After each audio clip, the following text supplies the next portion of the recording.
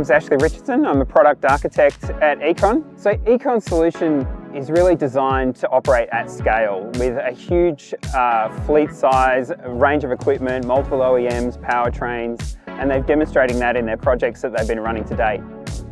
Hi, my name is Kevin Byrne. I'm a AHS training specialist at EACON Mining Technology Australia. One of the main benefits of the EACON system is the agnostic approach that we take. We can fit our system to any truck model in any fleet, old or new. Hi, my name is Emma Kendall and I'm the product owner for offboard systems at EACON Mining. The advanced perception system, I was really impressed with how it can see objects, classify them, and then the trucks will alter their behaviours on whatever that object is. My name is Derek and I'm a solution specialist here at EACON Mining Technology. I'm actually a new graduate master student from Autonomy University and majoring in mechanical engineering.